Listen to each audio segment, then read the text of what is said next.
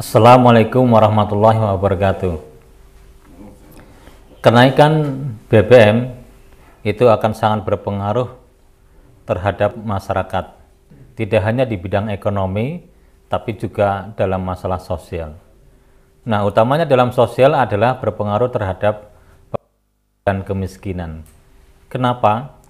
Karena sektor industri yang selama ini menjadi tumpuan masyarakat sebagai lahan pekerjaan akan banyak mengadakan efisiensi di bidang biaya operasional. Nah, salah satu dari biaya operasional itu adalah akan mengurangi masalah SDM, termasuk juga agenda-agenda yang untuk rekrutmen SDM mesti akan dianulir. Sehingga dari situ dengan adanya pemutusan hubungan kerja, masyarakat akan tidak punya pekerjaan dan juga tidak punya pendapatan, sehingga dari situ akan menjadi banyak terjadi kemiskinan karena berkurangnya penghasilan ataupun hilangnya tempat bekerja yang menjadi tumpuan masyarakat.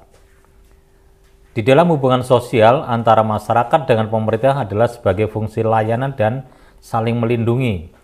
Semestinya pemerintah adalah melayani masyarakat, bukan menjadikan masyarakat sebagai beban yang selama ini menjadi dalih pemerintah sehingga mengakibatkan jebolnya ratusan triliun.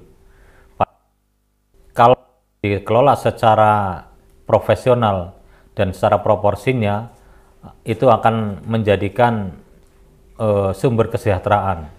Apalagi kalau kita kaitkan bahwa BBM itu adalah milik masyarakat, bukan milik pemerintah, yang seharusnya pemerintah di sini adalah sebagai fungsi pengelola dan mendistribusikan lagi kepada masyarakat, sehingga dari situlah akan tercipta kesejahteraan, karena dari BBM ini akan sangat berpengaruh terhadap tingkat harga, juga masalah perekonomian di masyarakat.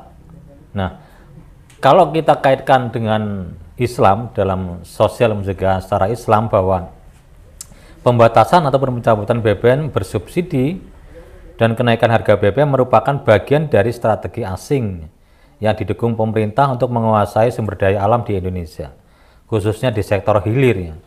Kebijakan ini tidak hanya merugikan rakyat secara ekonomi dan sosial, namun yang paling mendasar adalah bertentangan dengan syariat Islam. Minyak bumi dan gas merupakan sumber daya alam yang melimpah, sehingga masuk dalam kategori barang milik umum, barang milik publik, yang pengelolaannya harus diserahkan pada negara dan seluruh hasilnya dikembalikan kepada publik. Dengan demikian, ia tidak boleh diserahkan atau dikuasakan kepada swasta asing. Nah, dalam pandangan Islam, kaum muslim berserikat dalam tiga hal, ya: padang rumput, air, dan api. Nah, api dalam pengertian energi termasuk minyak dan gas bumi. Dengan demikian termasuk milik umum. Sedangkan pengelolaan milik umum harus dilakukan oleh negara, karena negaralah dengan segenap kewenangannya mampu mendistribusikan kekayaan ini dengan sebaik-baiknya kepada seluruh masyarakat. Menyerahkan kepada individu atau kumpulan individu, yang dalam hal ini adalah perusahaan swasta, apalagi swasta asing, akan membuat kekayaan alam milik rakyat ini dinikmati oleh segelintir orang. Akibatnya ketimpangan pendapatan makin menganga dan kesejahteraan masyarakat tidak terwujud. Inilah ironinya Indonesia.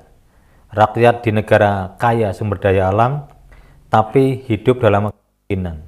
Sehingga dari situ mari kita koreksi pemerintah dengan menyampaikan aspirasi supaya rezim ini, pemerintah ini juga sadar bahwa rakyat ini harus kita lindungi dan harus kita layani secara baik-baik, sehingga nantinya akan tercipta hubungan yang harmonis antara rakyat dengan pemerintahnya.